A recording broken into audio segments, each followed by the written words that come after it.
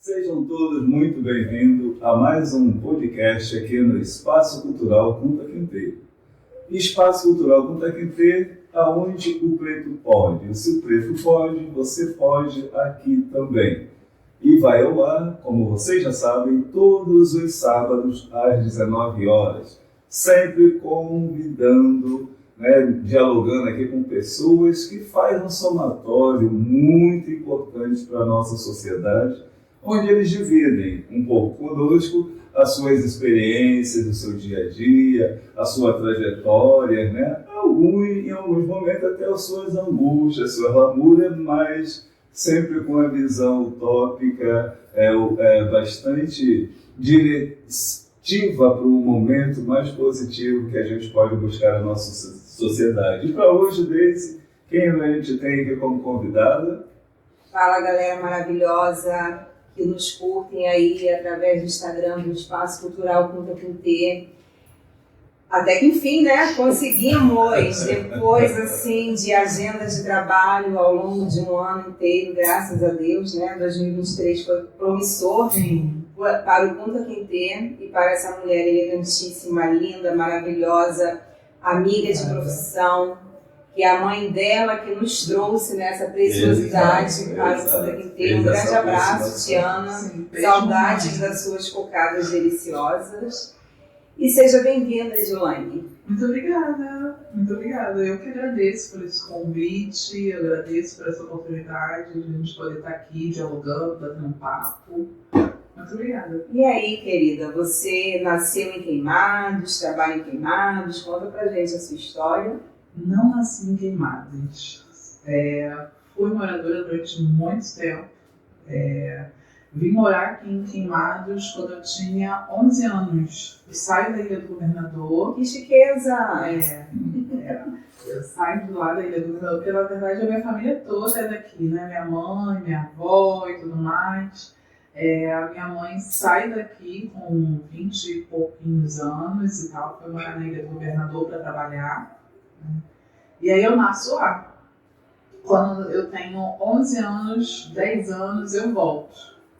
Que inclusive voltei ali saindo da terceira série de lá e entrando aqui na quarta série no CIEP 341. Então estudei na quarta série, pro CIEP 341 e depois eu fui para o São João. Tá, mas você quando vem para Queimados, você vem especificamente para onde? Onde em Queimados? Vila Americana, alô pessoal da Vila Americana, que inclusive fiquei ali, acho que a minha vida toda, Fiquei ali na Vila Americana, a quadra onde hoje é a minha residência, Eu falo que a minha residência porque a pessoa aqui ela tem 3 residências, no sentido de casa da mãe, que é sempre casa que é onde eu morei a vida inteira, casa da irmã, e agora minha casa, que graças a Deus, esse sábado agora eu comprei meu apartamento. Legal! Comprei não, Ganhei minha chave, já tinha comprado, Mas foi o momento que eu muito bom. E onde é o seu apartamento? Atualmente, agora, não tem jeito. Fui para a Zona Oeste e estou lá na Zona Oeste. Hoje é o meu meio de trabalho. É onde eu estou ali, onde eu fiz minha formação, aonde eu trabalho atualmente, faço meus atendimentos particulares quanto o Centro de Cidadania, mas é isso. Morei durante... Eu saio daqui da Vila Americana com 22 anos, mas ainda assim, eu saía, mas fazendo êxodo. No final de semana, sempre aqui. E como é que a psicologia entrou na sua vida? A psicologia ela chega no momento em que eu nem posso falar que foi exatamente no momento, mas ela surge quando eu estou no SUS, Eu fui trabalhar no SUS, na Clínica da Família de Olinda Couto, pela gestão da SPDM.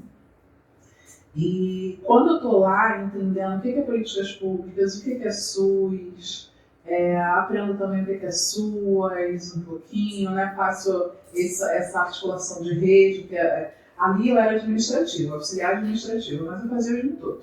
Desde mexer no computador, fazer as rotinas administrativas, a estar do lado de fora fazendo uma roda de conversa. Porque você gosta muito de conversar?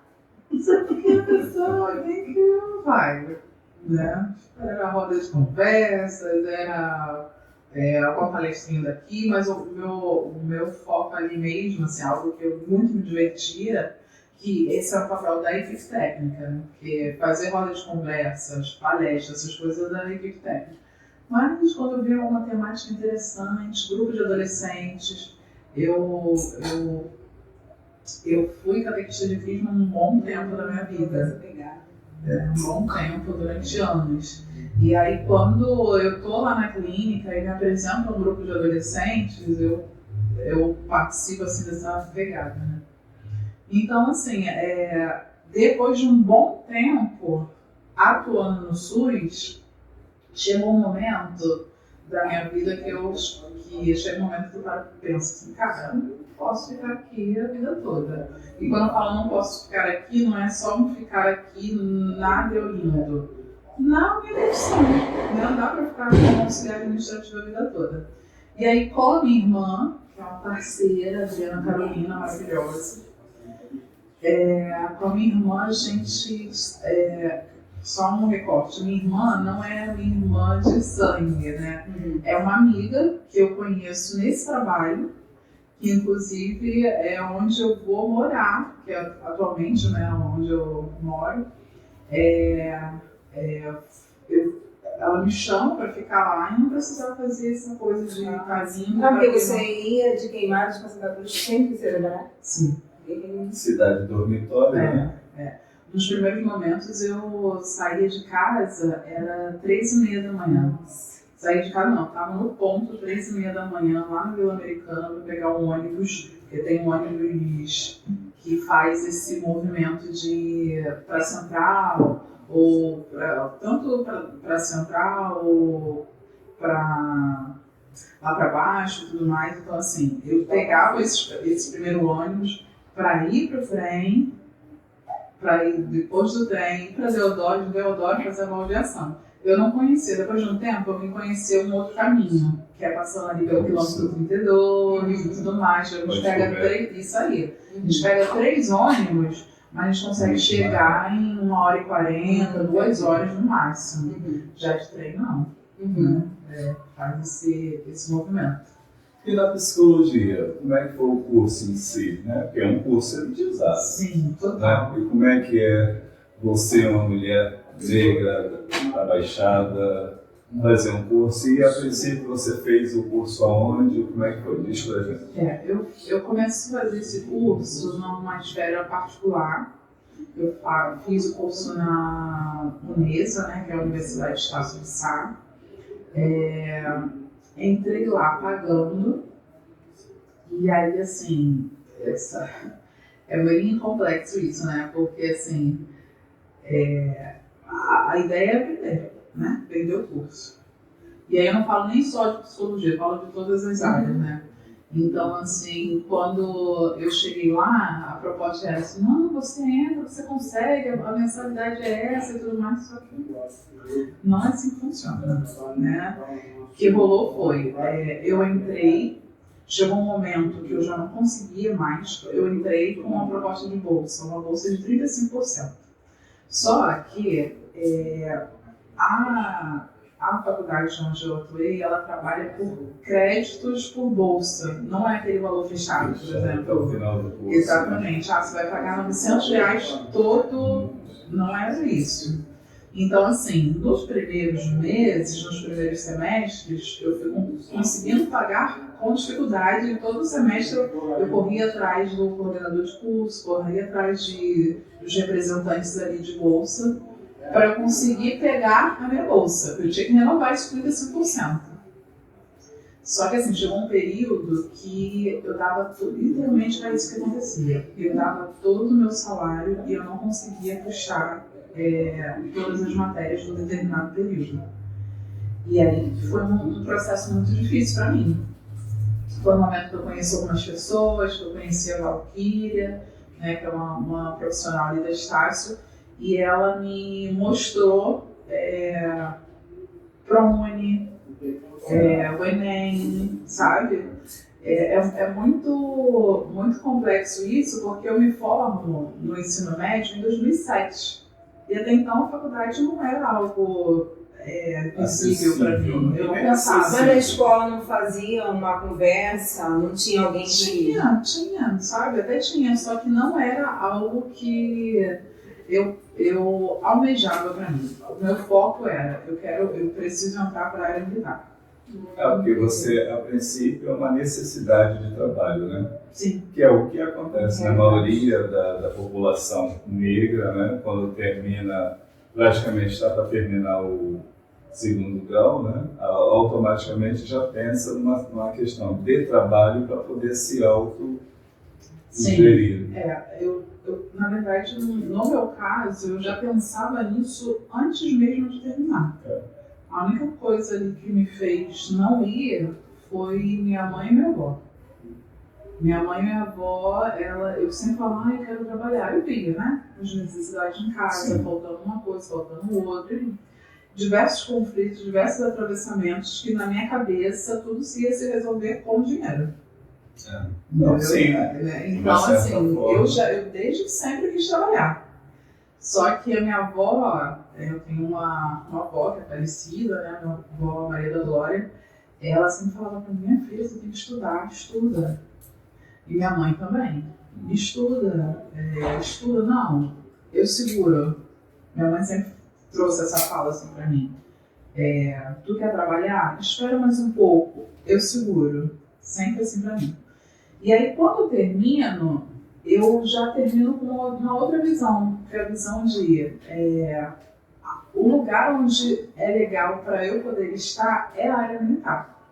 Eu fico com essa informação. Inclusive, eu entendo que é uma das saídas para a população preta, para o povo da Baixada Fluminense, que é qual é o meio de ascensão nossa?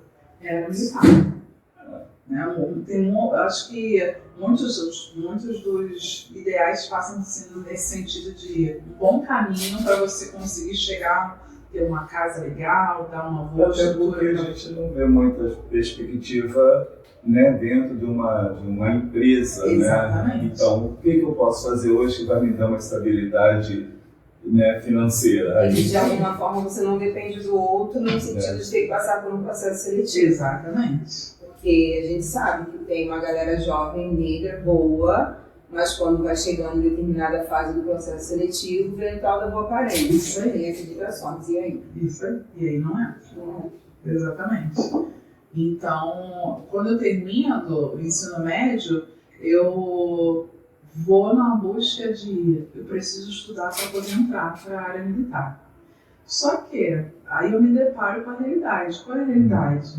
O que eu tinha de estudo, eu estava muito atrasada, mas muito atrasada. Você teve muita falta de professores de disciplina ao longo da sua trajetória escolar?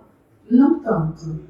Eu não tive tanto professores que não vai conseguir dar uma determinada matéria porque eu não tenho um determinado professor. Isso eu não tive, não.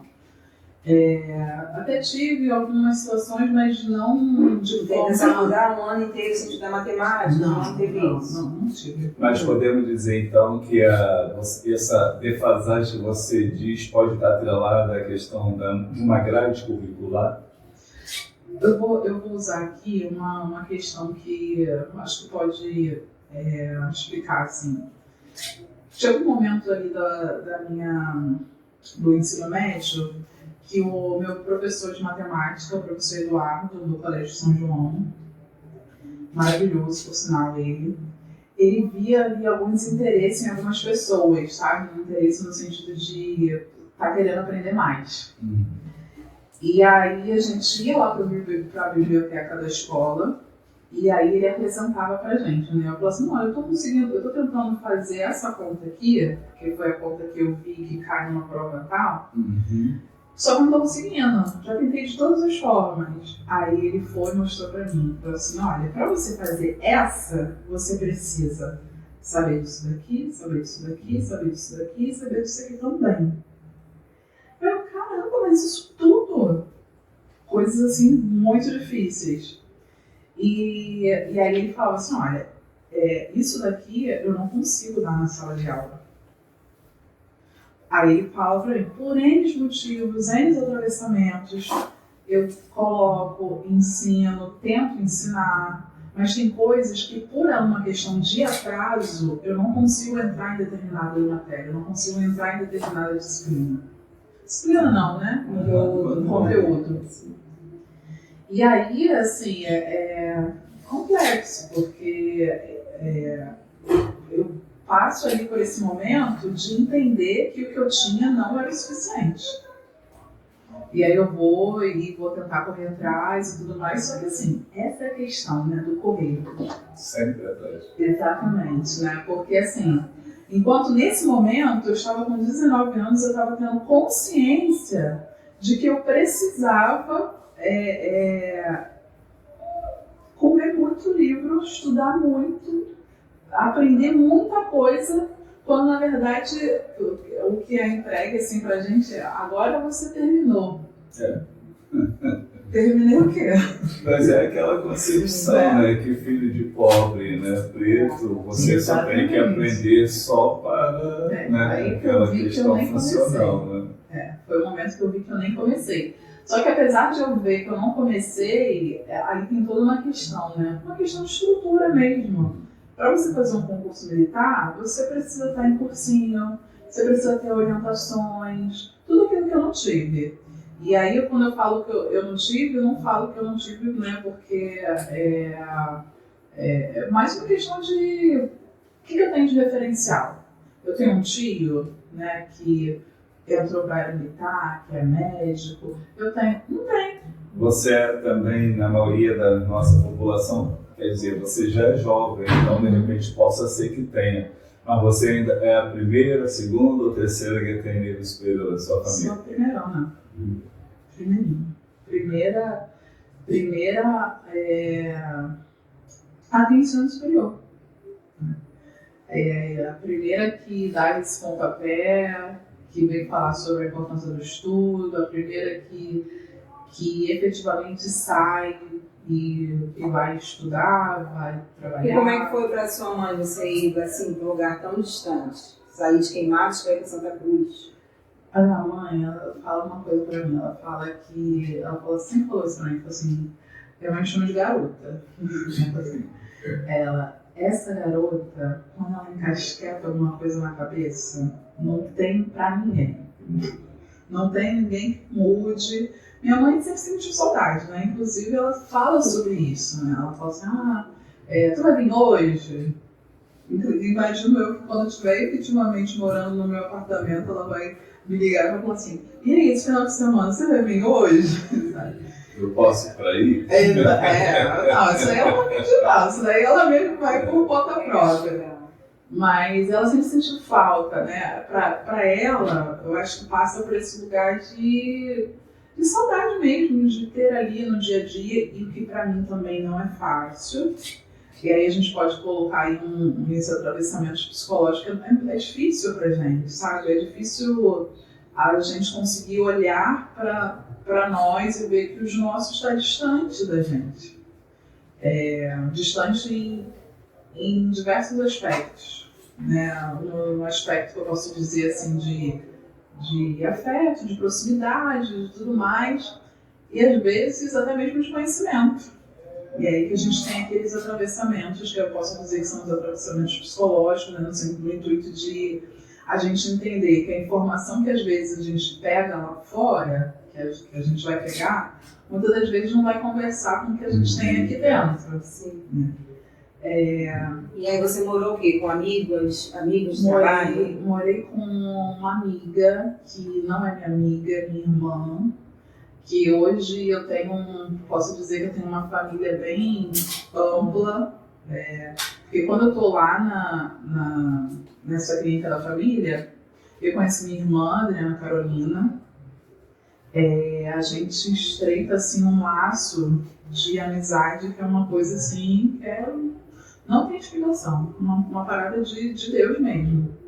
E aí ela me chama para morar lá na casa dela, que nesse momento ela foi morar sozinha, depois de um tempo. Depois de um tempo ela casou, mas ainda assim continuei lá, era eu, ela engravidou com os dois bebezinhos que são os meus sobrinhos e afilhados, que são netos de Dona Tiana. Minha mãe pegou ela também como filha. Legal.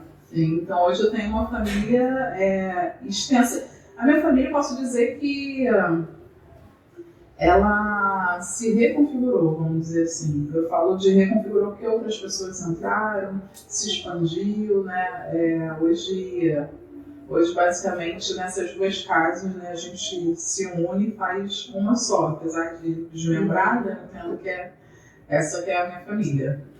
E falando sobre questão de preconceito, discriminação, como é que foi a sua caminhada na faculdade? Então, na faculdade, eu acho que é importante trazer um recorte importante. O recorte no processo da faculdade foi um momento em que eu me reconheci enquanto uma mulher preta. O Tornar-se Negro de Neuza, ele entra e faz sentido para mim aos 30 anos.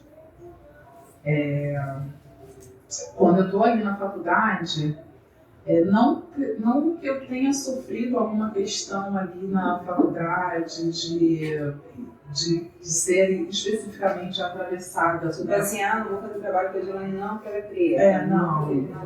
Eu não tive isso na minha instituição. Eu tive uma outra questão que eu vou entrar ali, que não foi nem no meu campus, foi no outro campus, foi no campus da Barra, no campus da Barra. Mas ali eu conseguia transitar, fazer as minhas disciplinas, mas eu estava num outro viés, que era um viés eu estava me reconhecendo enquanto mulher preta.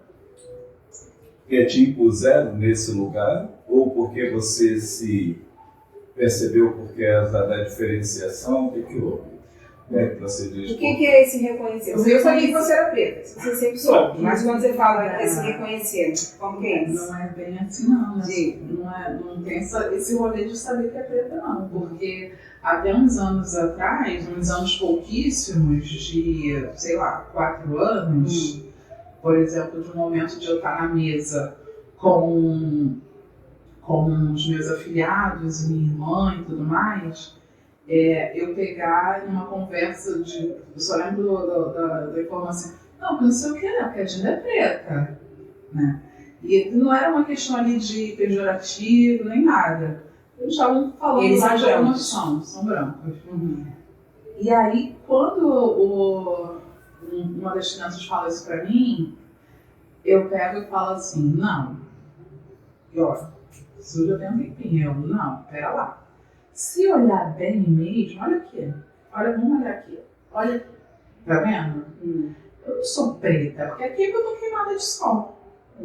E aí, quando eu falo dessa questão desse reconhecimento, aí é que entra os atravessamentos psicológicos, aí que a gente tem uma questão ali de auto-ódio, de negação de si, aí que vem a questão do tornar-se negro, que é o momento em que, não ali nesse momento, esse momento, na verdade, ele só fez com que eu refletisse a minha negação. O que ele faz? O que faz eu negar que eu não sou preta? Pelo amor. Preta, pretíssima, preta retinta, né? Que eu sou. Fazendo uma volta assim na sua infância, você só se relacionava com pessoas negras? Aí, nesse momento que eu começo a entender que eu sou uma pessoa preta, aí eu vou dando nome a tudo aquilo que eu vivi na minha vida toda. Porque, por exemplo, eu tinha um amigo falecido, que foi na faculdade, por exemplo, esse amigo ele trazia assim, uma informação, ele fazia umas perguntas do tipo, cara, como é que tu lida? Tu tá no trabalho, aí tu precisa ir pra reunião, tu vai pra reuniões que só tem pessoas brancas, e você vai lá, se tiver que fazer uma palestra, você faz, sai. Como é que tu lida? Como é que você consegue ficar no meio disso? Ele era branco? Preto. Ele falou assim, como é que você consegue ficar no meio dessas pessoas sabendo que você é preta? E eu olhava e falei, cara, pra mim isso não tem nada não. Pra mim, eu vou, entro, saio, falo com um, falo com o outro, abraço um, abraço o outro. Eu não via isso como uma dificuldade. Quem estava por trás dessa pergunta dele? Ou por trás da pergunta dele era no intuito de conseguir saber como é que eu lido, sabendo que eu sou uma pessoa preta, sabendo que eu sou a única naquele espaço, que eu era a única pessoa preta naquele lugar. A pergunta dele era no sentido de como é que você lida sabendo que ali você não tem aquilombar-se, ali você não tem referenciais, você não tem pessoas que são semelhantes a você. Então eu não via isso. É que talvez ele tenha perguntado porque o racismo que ele sofre, percebe, é tão grande que você também sofre, talvez não perceba. Eu não percebi. Mecanismo de defesa da negação. Ou você também, não vou nem dizer que você era um mecanismo de defesa, pois de repente você poderia ser muito bem uma pessoa que conseguiu criar um antídoto. A autoestima boa você tem. Acabou, pô. Hoje, é por isso que eu falo sobre essa questão do tornar-se negro, né? Porque eu, durante toda a minha infância, adolescência, juventude, eu sofri bullying, que não era bullying, era racismo, né? E de todas as formas, né? Um racismo em que tinha determinadas pessoas que não iriam brincar comigo, tinha determinadas pessoas que não iriam namorar comigo. Eu tinha dificuldade de estar em determinado... Isso na adolescência, né? Por exemplo, ir para a quadra da Vila Americana, que é ali onde tem a galera que vai estar jogando bola e tudo mais. Se eu visse que tivesse lá vários garotinhos, se eu visse que estão ali brincando, eu não queria entrar. Porque eu sabia que ia ser zoada. Eu sabia que eu ia ser chamada de narigão, de beição, muito, isso na na rua, infância, na na escola, em todos os lugares. Só que aí o que eu falo, né? Em que lugar onde estava isso? Isso estava no lugar de Edilane é feia, e eu entendi isso. Eu entendi que a Edilane era feia. Só que na faculdade, quando eu começo a me dar conta sobre a negritude, né, sobre o que é ser uma mulher preta e tudo mais, aí é que eu vejo que no final das contas tudo isso que eu estava passando tinha nome. E aí quando a gente consegue dar nome, aí a figura muda. E legal que provocou em você um despertar de Sim, forma positiva. Não, com certeza, porque hoje o meu trabalho na área da psicologia, ele é todo voltado para a área racial. É isso que eu ia perguntar sobre a questão dos seus clientes negros, né? Porque dentro de uma psicologia... Isso que eu ia perguntar sobre os seus clientes brancos, quando eles chegam assim, marquei com a psicóloga Edilane, não viu, aí quando vê Edilane, como é que é? Principalmente consultório, porque hoje eu não falo nem assim de marquei, porque assim, hoje os que vêm a mim já vem direcionado por essas questões raciais. Hoje a gente tem um Instagram que nos auxilia muito, e eu tenho um perfil todo direcionado para esse, que é o @psi.ed, que inclusive nesse Instagram, antes mesmo dele ser psi.ed, eu já fazia um recorte racial, que foi isso, né? Quando você se descobre, você vai exalar, vai falar sobre isso, então eu comecei a fazer esse recorte. Você é até um militante. Eu sempre fui uma militante no sentido de estar ali nas redes fazendo alguma provocação, fazendo algum texto ou tendo alguma fala sobre essas questões. E aí, assim, as pessoas que me procuram pelo Instagram, elas já vão direcionadas. Eu estou procurando uma psicóloga preta, porque hoje a gente tem esse olhar, né? De eu quero ser atendido por alguém que passou e que entende o que eu faço, né? Então, assim, não. Pelo Instagram, enfim, os clientes que vêm para mim, eles já vêm orientados. No entanto, no consultório eu já passei por várias situações. Por quê? O consultório não com os meus clientes, porque, querendo ou não, quem é que faz a nossa clientela? Somos nós. Só para chegar cliente lá, tem que levar o cliente para lá. A não ser que você tenha uma parceria com um lugar. Sim. Mas lá eu tive com os meus colegas de trabalho. Por exemplo, eu tá chegando na porta, eu tenho a chave do lugar, né? Os lugares, né? A gente não subloca só um lugar, né? Subloca vários. Então eu tá chegando, abri com a chave na mão, abri a porta, a pessoa olhou pra mim, pois não? Eu. Você abriu a porta e perguntou o que deseja, né? Quando eu falo pessoa, não estou falando pessoa do lugar a dona do espaço, né? Dona da Quem ia ser atendido. Não. Não, que estava dividindo com ela. Isso aí, os colegas de trabalho, outros psicólogos. Entendi. Porque assim, são várias salas, né? Entendi. Então, tu entra, Quem tem chave é quem é. Exatamente. Essa questão, você colocar chave, você vai ser o quê?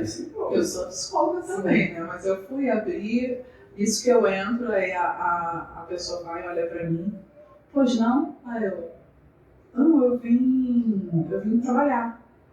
Trabalhar, mas você não veio ser atendida? Assim.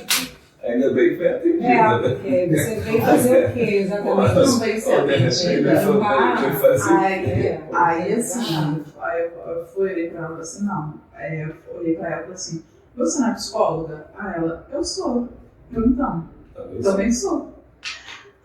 Você é psicóloga, desculpa, pode entrar. Isso foram, isso não foi E qual o sentimento que te deu a primeira vez que aconteceu isso? Porque depois de 5 anos de muita relação, de muita dificuldade... Dá vontade de xingar ninguém, não? Então, na primeira vez eu não tive vontade de xingar, não. Mas na terceira vez, aí eu já fui grossa, que é a terceira vez. Não foi uma mesma vez, não. Foi a mesma pessoa.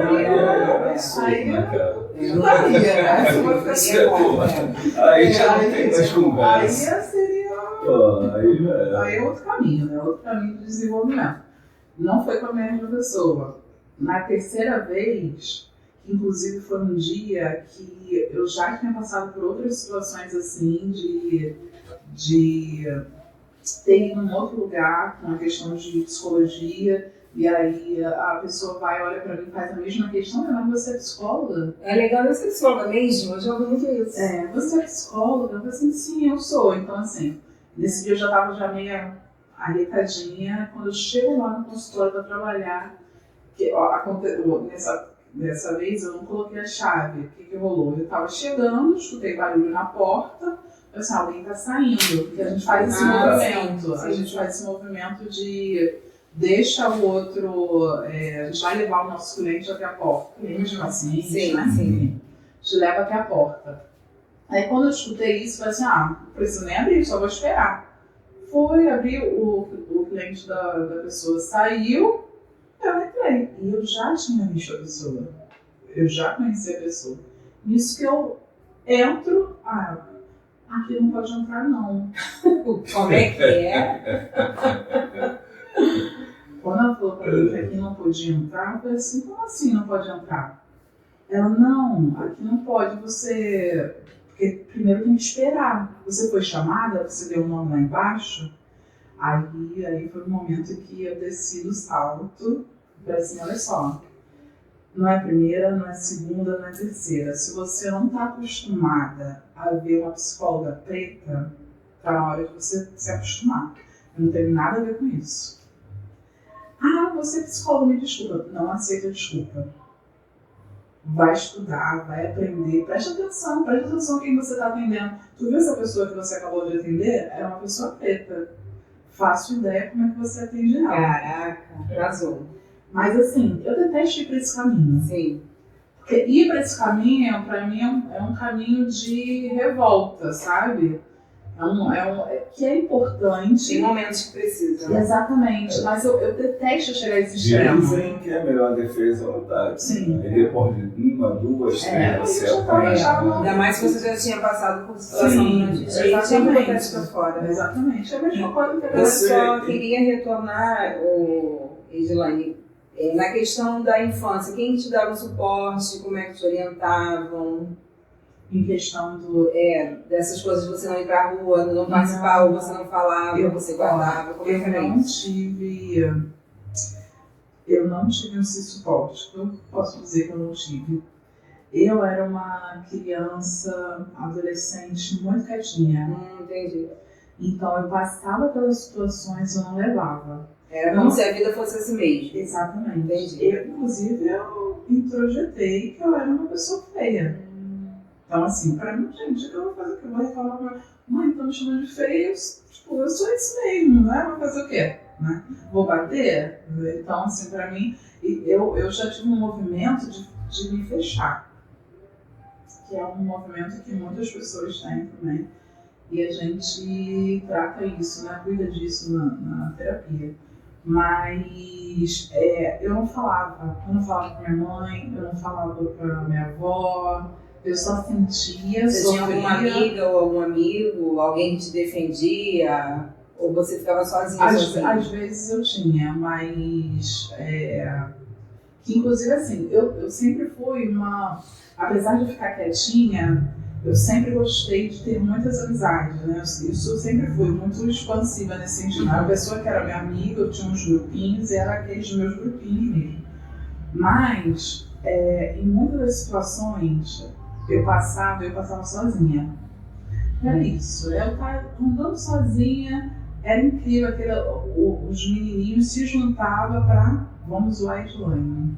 Hoje você fala com ele? Eu falo, porque mora no meu bairro, Vila Americanense. E como é que é essa fala hoje? Tu joga na cara dele? Lembra que vocês faziam isso? E o mais engraçado é que hoje eles me veem, olham pra mim, e aí, Edilane, tudo bem? Como é que você tá? Falam comigo, tipo... Não tem nem noção do que fizeram contigo. Pra ele não foi nada, sabe? Então, assim... O preconceito, né? Inconsciente, né? Inconsciente coletivo deles. Isso daí é o que a gente chama hoje de racismo recreativo. Exatamente isso. É isso. A minha questão ali, o meu suporte, sabe, a minha virada de chave, foi quando eu conheci ali na quadra. Na quadra teve não era ação social, mas eram eventos desses de... Não era evento, curso de vereador. Que não é de vereador, mas meio que assim, é um projeto social que foi criado ali na praça, há muitos anos atrás. E nesse projeto, eles estavam dando teatro, e eu fui fazer teatro. A arte, para mim, ela foi um divisor assim, de águas, sabe? Foi um momento que eu vi uma potencialidade que eu até então não via. Né? Foi um momento em que eu passo a estudar melhor. Foi um momento, isso até mesmo na escola, né? Que eu passo a estudar melhor, onde eu reconheço que eu tenho... quantos anos? Caramba, quantos anos eu tinha? Eu lembro que eu era adolescente. 13, 14? Não, mais... eu já estava na fase jovem já. Entendi. Uns 17 anos, por aí. E aí, quando eu participo desse projeto, é um momento em que eu entendo que eu poderia transitar, principalmente no meio de quem cometia um racismo comigo. Entendi. E uma outra questão, é um momento também que a galera olha pra mim e olha de uma outra forma. Que é a outra forma de caramba, olha como é boa. Olha como é que ela é boa. Gente. Caramba, olha como é que ela consegue decorar esse texto. Olha como é que ela vem aqui e ela dá o recado. Né? Eu fiz 2 peças, que inclusive essa peça ela entrou para a escola. E aí, nesse momento, é o momento que eu ganho uma certa notoriedade. Eu ganho uma notoriedade na escola em 2 momentos. Nesse momento do teatro, e ganho em outro momento que é quando eu aprendo a estudar. Eu repeti a 7ª ou 8ª série, não me recordo qual foi. E nesse momento, é um momento em que eu fiquei muito abalada, que foi maravilhoso ter repetido. Hoje tu pensa assim. Hoje eu entendo. Hoje eu entendo que foi maravilhoso. Porque foi um momento que eu só ia, tá? Tipo assim, eu estava estudando, mas eu só ia, não tinha aquela coisa de pegar um caderno, de ver. O que eu aprendi? Não. E aí, inclusive, eu tenho, até hoje ela dá aula no São João, que é a professora Lídia, de Geografia. E eu odiava Geografia, porque eu olhava aquele negócio, parecia que eu estava lendo inglês. Eu não entendia nada. E que, inclusive, eu repeti também na matéria dela. E aí, quando eu volto, eu eu repito uma das metas que eu tenho, e sozinha. Quando eu falo sozinha, eu não tive minha mãe, porque minha mãe estava trabalhando. Minha mãe estava lá na casa de família para dar para mim, que a gente usa essa expressão, né, de casa de família, né, das pessoas brancas, né, para trazer o arroz e feijão para casa. E aí foi um momento que eu vou ali lá para a Vila Americana, lá para uma casinha que não era, nesse momento eu ainda morava de aluguel, embaixo lá de uma goiabeira, eu pego aquele livro e começo efetivamente a estudar e a entender. E aí eu já começo a ir para a escola, estar nesse lugar, participando, falando, questionando. Aí eu começo a ter uma notoriedade. Então, hoje, depois de todo esse percalço, depois de conseguir perceber que na faculdade você de fato é uma mulher negra, sim, hoje formada em psicologia, como é que você vê seu universo hoje? Hoje eu vejo o meu universo inteiramente potencializador. Por que eu falo isso? Como é que eu vejo isso? Eu vejo de uma maneira em que, quanto é importante, não estou falando quanto foi importante eu passar por tudo aquilo que eu passei, sabe? Não precisava. Inclusive, eu tenho um texto no Instagram que eu falo exatamente sobre isso. Não era preciso 30 anos, porque foi isso, foi 30 anos de sofrimento, 30 anos que eu não conseguia dar nome, 30 anos que eu não conseguia entender o que estava acontecendo comigo, todas as angústias. Que, inclusive, teve um momento da minha vida que eu passei por um processo de depressão e é isso. Por todos esses Você acompanhamento psicológico alguma vez na vida? Na escola no São João. São João, gente, uma escola que muito cuidou de mim. Quando eu volto eu passei por um processo que eu entrei de férias e voltei muito, já estava melhor. Mas eu voltei bem ruimzinha. E aí as diretoras, né, elas foram e chamaram, pediram um apoio para mim. E aí eu fui atendida por uma psicóloga lá. Semanalmente tinha uma profissional lá que me dava esse suporte. Então, dentro da vida atual, hoje está casada, tem namorado, tem filho, como é que tá aí? Como é que tá a sua vida hoje? Conta pra gente, será que pode ou tu tá escondendo? Então conta, vai, fala. Então, no momento atual, amanhã faz 3 meses que eu tô namorando. Maravilha. Quem é o Felizardo ou Felizardo? O Felizardo vai estar aqui com vocês, Ivan Felipe. Ah, maravilha. Ivan maravilhoso, Ivan Fernandes, né, que... Jorge também é Fernandes, ele é preto, será que é teu parente, Jorge? Ele é Ivan Fernandes, um homem maravilhoso, né? Um homem que eu gosto muito de estar do lado dele, né? Que pra mim é um divisor assim de água, né? Um homem a vida começa aos 30, seria isso que você tá querendo dizer? A galera que tá aí, ó, achando que nada tá dando certo. Um divisor assim de... Mas também tem que correr atrás também, tem que correr, não adianta só esperar chegar. Esperança das cinzas, né? Você fez muito isso, né? Você é muito fênix, você, né? Muito interessante. Bem isso. tem que realmente correr atrás. Minimamente ir para um aplicativo, eu conheci ele através do Denda, não sei se vocês conhecem. Não.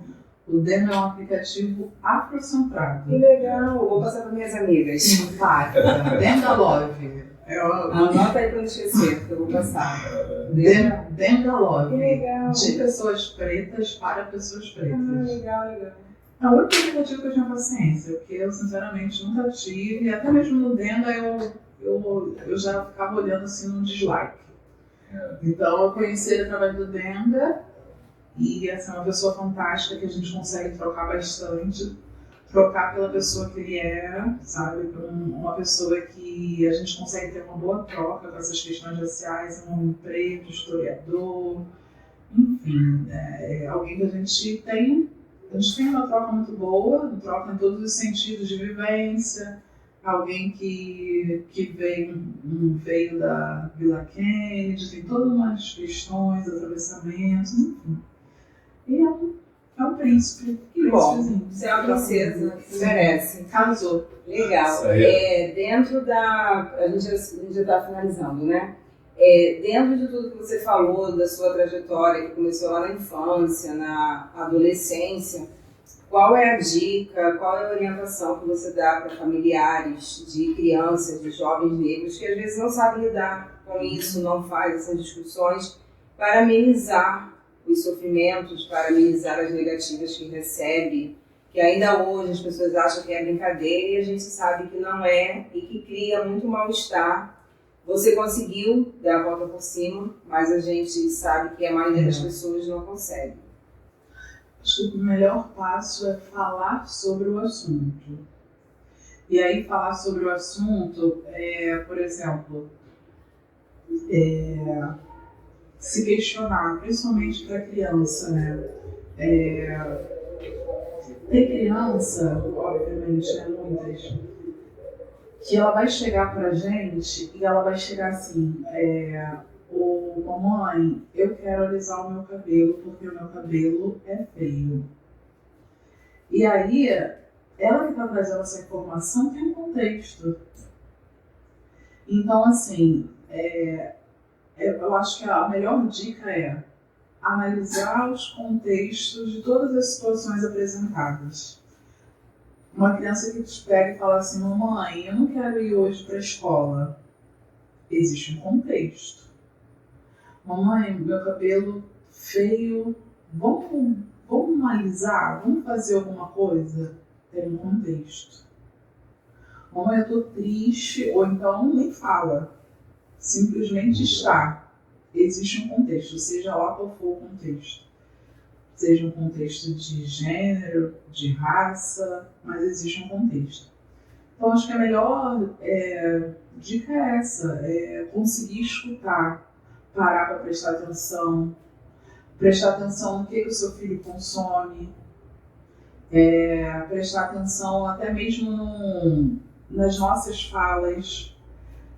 Durante anos a gente passou por uma situação de verbalizar algo do tipo, ô nega do cabelo duro, vamos dar um jeito nesse cabelo, vamos fazer não sei o quê. Presta atenção, são falas nossas, sabe? Falas assim que...